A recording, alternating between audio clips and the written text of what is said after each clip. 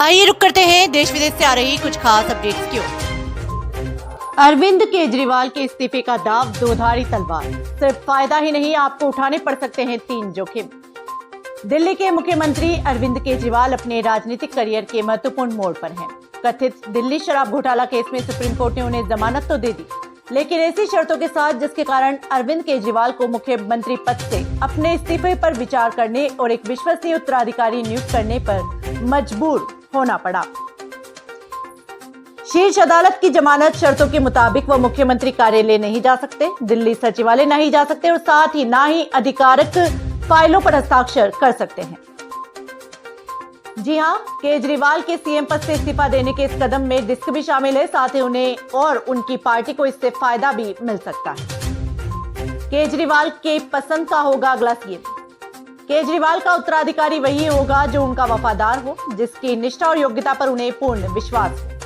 नया मुख्यमंत्री अरविंद केजरीवाल की देखरेख में ही काम करेगा, इससे वो प्रशासनिक नियंत्रण बनाए रखने में सक्षम होंगे। केजरीवाल जनता को ये संदेश देने की कोशिश करेंगे कि सीबीआई और ईडी जैसी जांच एजेंसियों का इस्तेमाल करके उनके खिलाफ राजनीतिक साजिश हुई है और इसके बावजूद उन्होंने काम जारी रखा है। दिल्ली का अगला मुख्यमंत्री जो भी बनेगा वो उनके निर्देशों के तहत इस योजना पर तत्काल काम शुरू करेगा।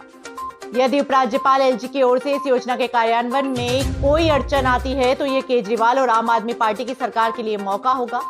वो जनता के सामने कहेंगे कि केंद्र सरकार महिला विरोधी है और एलजी के माध्यम से 1000 रुपए प्रतिमाह वाली योजना को लागू नहीं होने दे रही। इस तरह चुनाव से पहले केजरीवाल जनता की सहानुभूति प्राप्त करना चाहेंगे।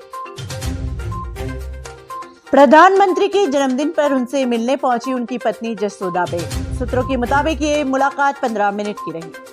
दोस्तों, प्रधानमंत्री नरेंद्र मोदी 17 सितंबर को अपना 74वां जन्मदिन मना रहे हैं। उनके जन्मदिन को लेकर बीजेपी कार्यकर्ता तैयारियों में जुटे हुए हैं। इस खास दिन जसोदाबेन भी उनसे मिली है। पीएम के जन्मदिन पर जसोदाबेन उनसे मिलने पहुंची। 2014 चुनाव के दौरान अधिकांश लोगों को पता चला है कि नरेंद्र मोदी शादीशुदा है और उनकी पत्नी का नाम जसोदाबेन है। इतने साल में हो गई थी शादी। दर्शकों, आपको बता दें कि प्रधानमंत्री नरेंद्र मोदी की 1968 में जसोदाबेन से शादी हुई थी। दोनों महज 3 साल ही साथ रहे और अलग हो गए।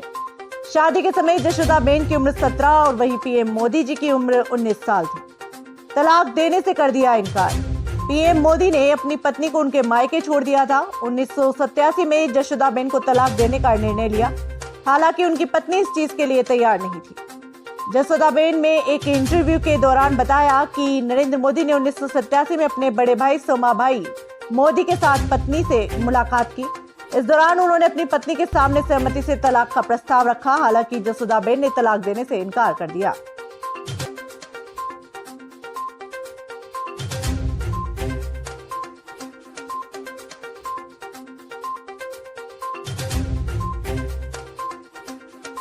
देश दुनिया की तमाम बड़ी खबरों से जुड़े रहने के लिए देखते रहिए पीटीवी हिंदुस्तान। यदि आपने अभी तक आपका अपना YouTube channel PTV Hindustan subscribe नहीं किया है तो अभी सब्सक्राइब कर लें, बेल आइकन जरूर दबा दें।